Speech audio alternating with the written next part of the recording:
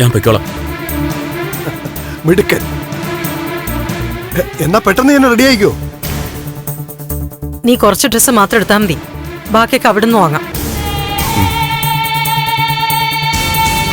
നീ എത്തി 2 ആഴ്ച കഴിയുമ്പോഴേക്കും അമ്മ അങ്ങോട്ട് വരും.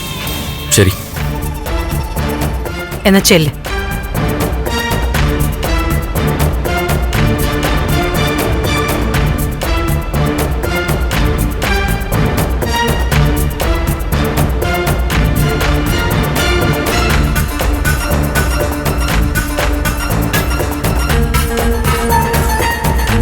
ഇവൻ ഫ്ലൈറ്റ് കയറി കഴിഞ്ഞാലേ സമാധാനമുള്ളൂ.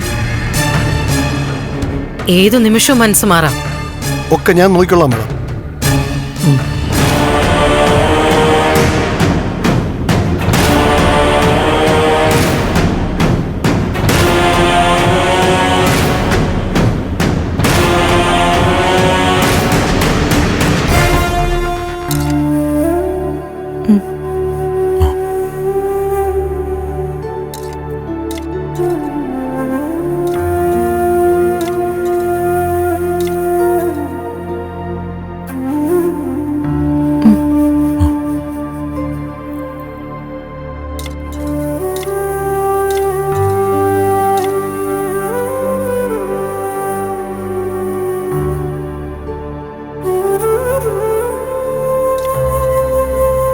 ദേവി, എന്താ നന്ദു? ഞാൻ ആലോചിക്കുക, ഞാൻ നിന്നെ ഒരുപാട് കഷ്ടപ്പെടുത്തിയിട്ടുണ്ട്, അപമാനിച്ചിട്ടുണ്ട്, ആക്ഷേപിച്ചിട്ടുണ്ട്. പക്ഷെ എനിക്കൊരു പ്രശ്നം വന്നപ്പോ എന്നെ രക്ഷിക്കാൻ നീയാ ഓടിയെത്തിയത്, മുന്നിൽ നിന്നും ഓരോന്ന് ചെയ്യുന്നത്. അതൊക്കെ നമുക്ക് പിന്നീട് സംസാരിക്കാൻ നന്ദു.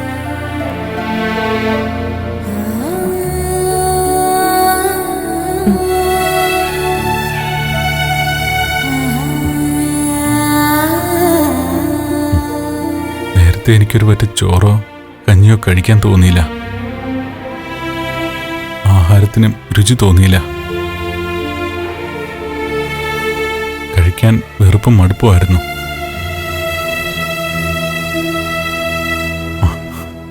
ഇപ്പോ നീ ആഹാരം തരുമ്പോ ഇത്രയും രുചിയുള്ള ഭക്ഷണം വേറെ കഴിച്ചിട്ടില്ലെന്ന് തോന്നുക. കഴിച്ചിട്ടും മതിയാവുന്നില്ല. ഭക്ഷണത്തിന്റെ മെച്ചമല്ല, തരുന്ന നിന്റെ മനസ്സിന്റെ സ്നേഹവും പുണ്യമൊക്കെയാ, അതിന്റെ ഒരു രുചിയാ.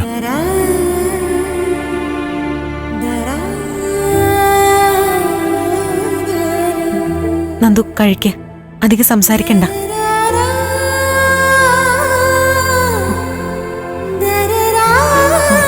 പനി കുറഞ്ഞിട്ടുണ്ട്. ആഹാരം കഴിച്ച് നന്നായിട്ട് വിശ്രമിക്കുമ്പോ പൂർണ്ണമായിട്ട് മാറും. അസുഖം മാറണ്ടെന്നാ ഞാനിപ്പോ ആഗ്രഹിക്കുന്നേ. അങ്ങനെയാവുമ്പോ എപ്പോഴും നീ ഇതുപോലെ എൻ്റെ അടുത്തുണ്ടാവുമല്ലോ. നന്ദു പറഞ്ഞില്ലേ സംസാരിക്കണ്ട. ശരി, ഞാൻ സംസാരിക്കുന്നില്ല, പക്ഷെ നീ സംസാരിക്കണം. ഞാൻ സംസാരിക്കല്ലേ? എന്തൊക്കെ കാര്യങ്ങൾ പറഞ്ഞു?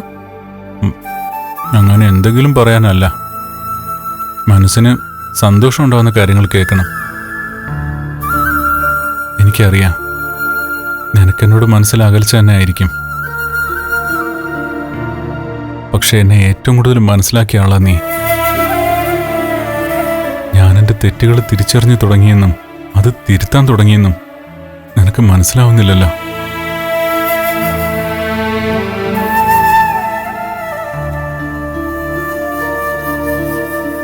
ഇസബെല്ലയായിട്ടുള്ള ബന്ധമൊക്കെ ഞാൻ പറഞ്ഞല്ലോ. നന്ദു, ഞാൻ ഇവിടെ വന്നത് നന്ദനോട് പഴയ കാര്യങ്ങൾ സംസാരിക്കാനോ പുതിയ ജീവിതത്തെക്കുറിച്ച് പറയാനോ ഒന്നും അല്ല. എന്റെ മനസ്സിൽ നന്ദുനെ അപകടത്തിൽ നിന്നും രക്ഷിക്കുക എന്ന ഒറ്റ ലക്ഷ്യമേ ഉള്ളൂ. അതിനെക്കുറിച്ച് എത്ര വേണോ സംസാരിക്കാൻ. അല്ലാത്ത കാര്യങ്ങൾ സംസാരിക്കാൻ എനിക്ക് താല്പര്യമില്ല.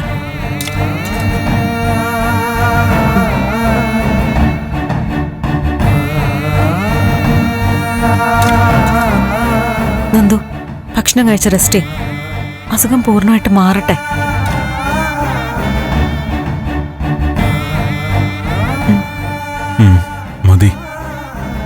കഴിക്കുന്നന്തോ വിശപ്പ് മാറി, അതുകൊണ്ടാ. ഇതോട് കഴിക്ക്.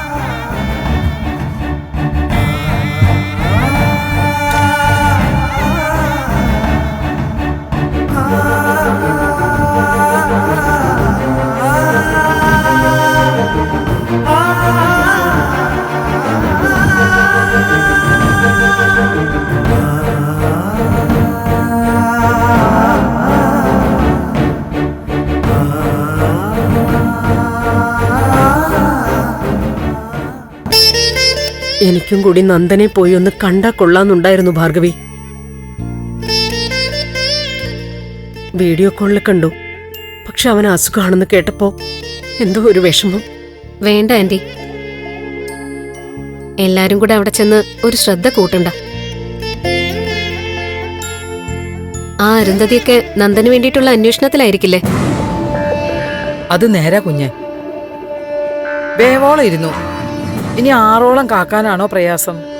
എന്തായാലും എനിക്ക് നേരിട്ട് തന്നെ അവനെ കണ്ടാലേ പൂർണ്ണമായിട്ടൊരു സമാധാനം കിട്ടൂ.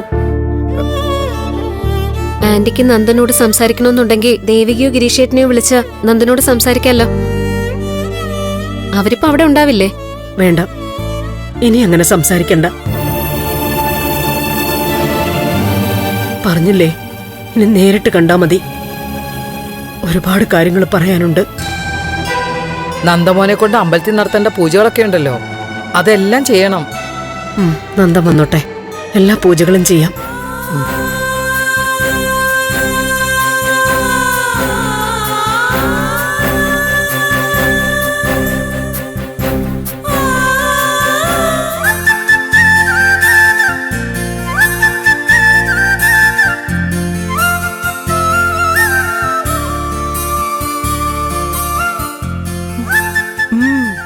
ആ ചക്കപ്പുഴുക്ക് അത്ര എടുത്ത് കഴിക്കുമോളെ.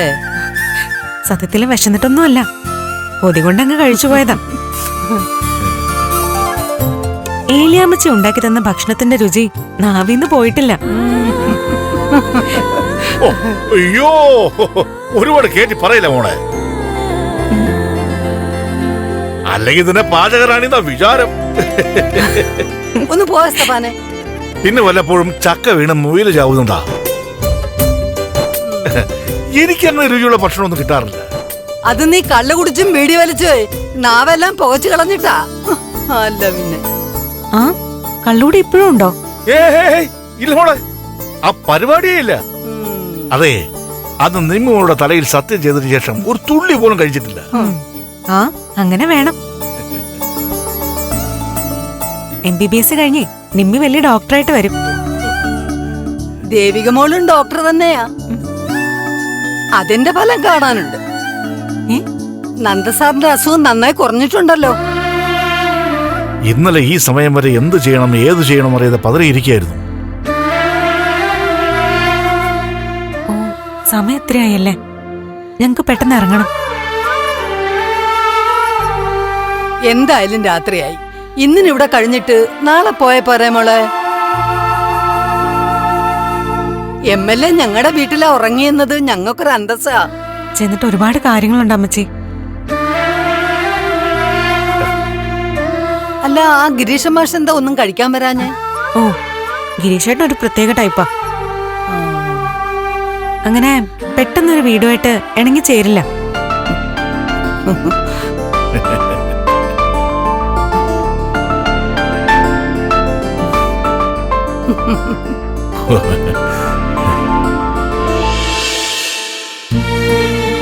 അപ്പോ സമയത്തിന് മരുന്നും ആഹാരമൊക്കെ കഴിച്ച് 2 ദിവസം നന്നായി വിശ്രമിക്കും.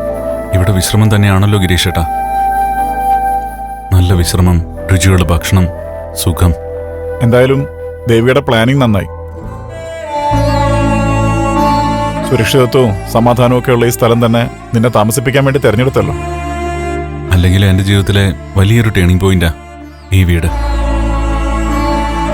പണ്ട് ഞാനും ദേവിയും തമ്മിൽ പിരിഞ്ഞ് ദേവിയെ കാണാതെ അലഞ്ഞു തിരിഞ്ഞു നടന്നു.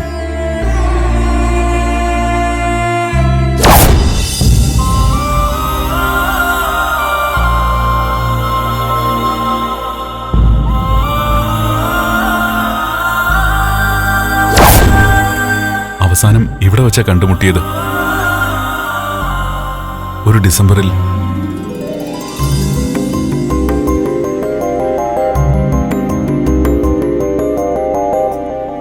ക്രിസ്മസിന്റെ അന്ന്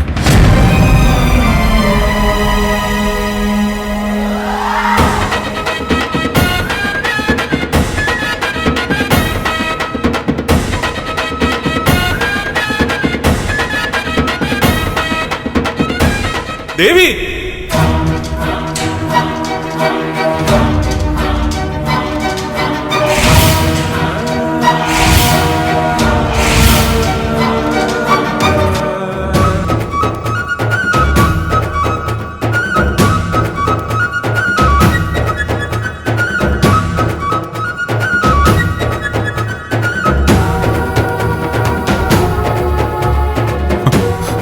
ദേവി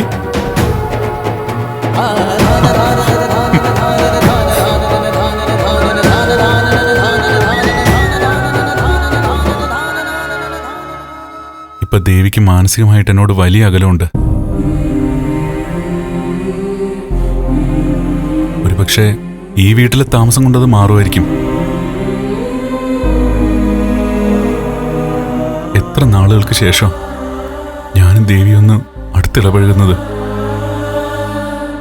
ഇന്നെനിക്ക് അവള് ഭക്ഷണം തന്നു, സ്നേഹത്തോടെ സംസാരിച്ചു.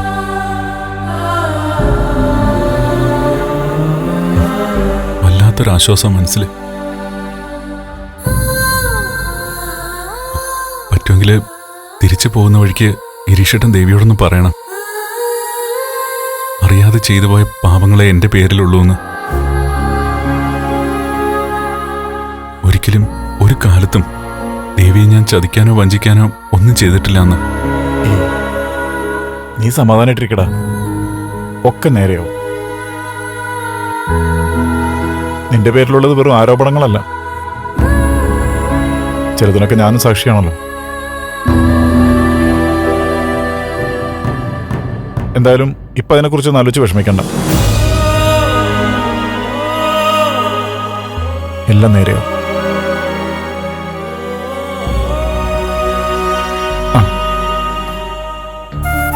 ഗിരീഷേട്ടാ, നമുക്ക് ഇറങ്ങാം.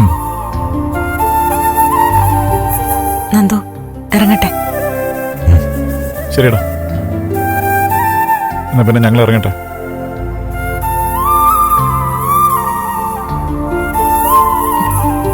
ദേവി,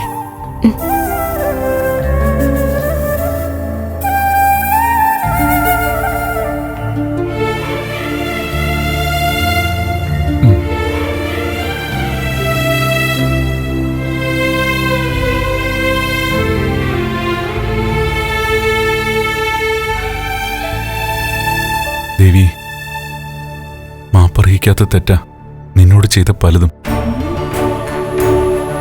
ക്ഷമിച്ച് ക്ഷമിച്ച് ക്ഷമയുടെ അവസാനം എന്നെ വിട്ട് നീ പോയത്. പക്ഷെ ദേവി, നിന്നെ ആദ്യമായി കണ്ടതു മുതൽ ഇന്ന് ഈ നിമിഷം വരെ എന്റെ മനസ്സിൽ നീയാ. നീ എന്നല്ല, നീ മാത്രമാ. ഇടയ്ക്കെന്തൊക്കെയോ സംഭവിച്ചു പോയി, അതിന്റെ സാഹചര്യങ്ങൾ അറിയാലോ. പക്ഷെ എന്റെ മനസ്സിൽ ഒരിക്കലും നീ ഇല്ലാതിരുന്നിട്ടില്ല ദേവി. ചെയ്തു പോയതിനൊക്കെ നീ എന്നോട് ക്ഷമിക്കണം. നന്ദു ഇപ്പൊ നന്നായിട്ട് വിശ്രമിക്കേ. അസുഖം മാറാന്നുള്ളതാ ആദ്യം വേണ്ടത്, ബാക്കിയൊക്കെ പിന്നീട് ചിന്തിക്കാം. ദേവി, വിശ്രമിക്കുന്നെന്തോ. ഞങ്ങൾ ഇറങ്ങട്ടെ, സമയമായി. എന്തെങ്കിലും അത്യാവശ്യം ഉണ്ടെങ്കിൽ എസ്തപ്പൻ ചേട്ടനോട് പറഞ്ഞാൽ മതി, അവരെന്നെ വിളിച്ചോളൂ. ദേവി, ശരി.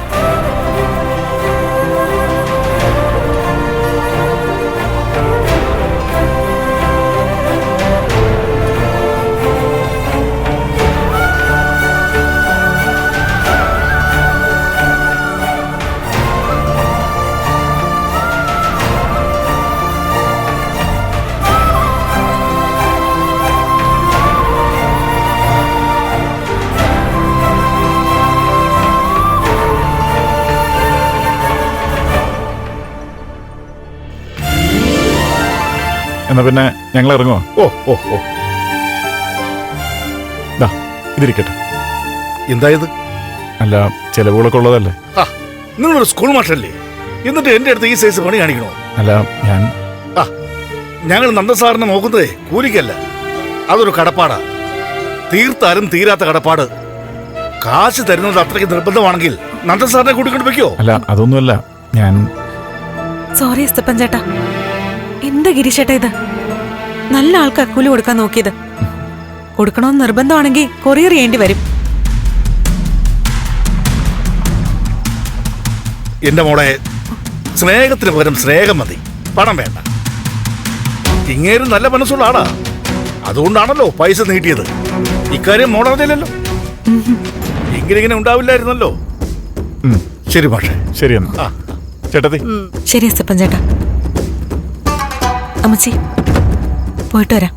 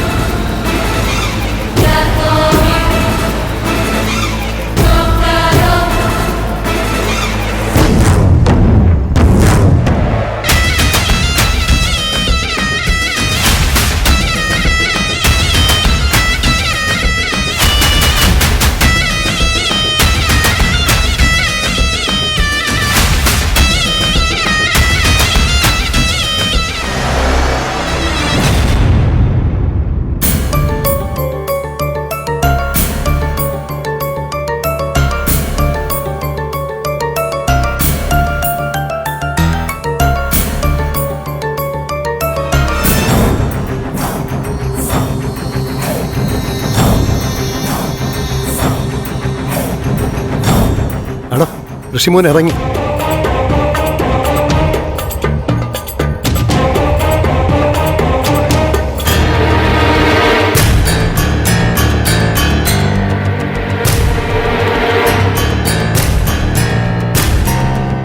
ഇറങ്ങട്ടെ അമ്മേ.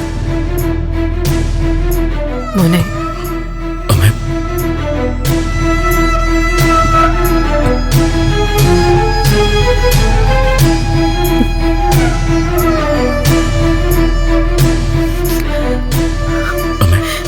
മോനെ,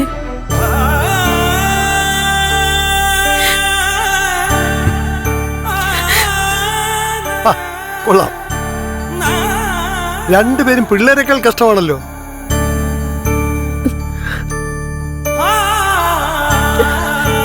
അമ്മയുടെ മോൻ ഒട്ടും വിഷമിക്കണ്ട.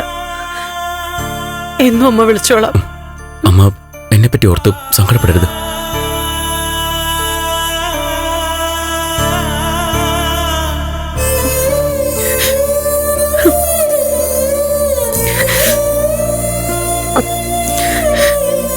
അയ്യോ, ഇത് വലിയ കഷ്ടമായല്ലോ. എന്റെ മേഡം, ഇപ്പോ വിദേശ രാജ്യം ഒന്നുമില്ല, ലോകം ഒറ്റ രാജ്യമാ. ഏത് കോണിലാണെങ്കിലും നേരിട്ട് കണ്ട് സംസാരിക്കാം, വിശേഷങ്ങൾ പങ്കുവയ്ക്കാം. തൊട്ടടുത്തുള്ളതുപോലെ തന്നെ നമുക്ക് കൃത്യമായ കാര്യങ്ങൾ കിട്ടും. അതുമല്ല, മാഡം നിർബന്ധിച്ചതുകൊണ്ടല്ലേ ഋഷി പോകുന്നേ. എന്നിട്ടിപ്പം മാഡം തന്നെ വിഷമിച്ചാലോ? അമ്മയുടെ സങ്കടം കണ്ടിട്ട് എനിക്ക് പോകാൻ തോന്നുന്നില്ല.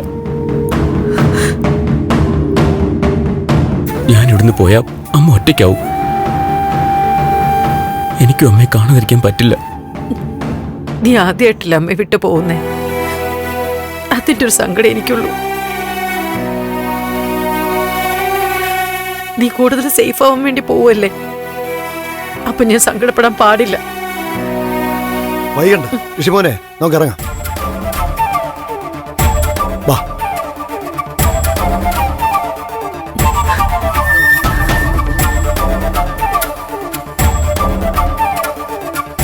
നിനക്ക് അമ്മയോട് ദേഷ്യം തോന്നുന്നുണ്ടോടാ? മനസ്സുണ്ടെങ്കിലും അമ്മയെ ശപിക്കുന്നുണ്ടോടാ? അങ്ങനൊന്നും പറയാതെ അമ്മേ. അമ്മ വെറുതെ ചോദിച്ചതാ. എന്റെ മോനെ എനിക്ക് നന്നായിട്ട് അറിയാലോ. എനിക്കൊരു വിഷമമുണ്ടായിരുന്നു. പക്ഷെ ഇപ്പൊ ഒക്കെ മാറി. അമ്മ എന്തിനാ വാശി പിടിച്ചതെന്നും എന്നെ നിർബന്ധിച്ച് ദുബായിലേക്ക് അയക്കുന്നതെന്നും മനസ്സിലായി. നീ അവിടെ ചെന്ന് കുറച്ചു കഴിഞ്ഞാ ഞാനും അങ്ങോട്ട് വരാം. ഇവിടുത്തെ ബിസിനസ്സൊക്കെ CP നോക്കിക്കോളും. നിനക്കൊരു വിവാഹവും നോക്കുന്നുണ്ട്. ഇനിയുള്ള ജീവിതം നമുക്ക് ദുബായിലാക്കാം. ഇനി അങ്ങോട്ട് എങ്ങനെ വേണമെന്ന് അമ്മ തീരുമാനിച്ചാൽ മതി. അമ്മ എന്തു പറഞ്ഞാലും ഞാനതനുസരിക്കും. മതി, എനിക്കത് കേട്ടാ മതി. നമുക്കിനി പകയും ദേഷ്യമൊന്നും വേണ്ട മോനെ. പ്രഭാവതി നന്ദനൊക്കെ അവരുടെ ജീവിതം ജീവിക്കട്ടെ. ഒക്കെ അമ്മയുടെ ആഗ്രഹം പോലെ. 2-3 ദിവസം കഴിഞ്ഞാ അമ്മ ചന്ദ്രോത്തേക്കൊന്ന് പോവും. ഈ വിഷയം എങ്ങനെ അവസാനിപ്പിക്കാൻ പറ്റുമെന്നും നോക്കാം. മാഡം, സമയമായി. ട്രാഫിക്കിൽ പെട്ട പണിയാവും. എന്നാ മോനെ അറിയിക്കോ. അമ്മ എന്നെ കുറിച്ച് ഓർത്ത് വിഷമിക്കരുത്. കൃത്യമായിട്ട് ആഹാരം മരുന്നൊക്കെ കഴിക്കണം. ഇനി ഞാൻ സന്തോഷത്തോടെ കഴിച്ചോളാം. നിന്നെ എനിക്ക് നല്ല മോനായി തിരിച്ചു കിട്ടിയല്ലോ. ഋഷി, പോവാം. വാ. ഞാൻ ഇറങ്ങട്ടെ.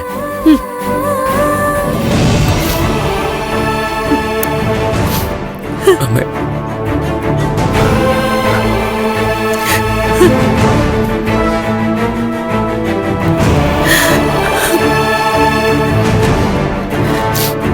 വാ. വാ. ശരി മാഡം, പോയിട്ട് വരാം.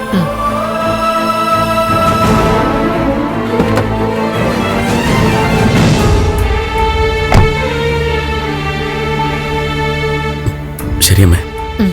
പോയിട്ടോ.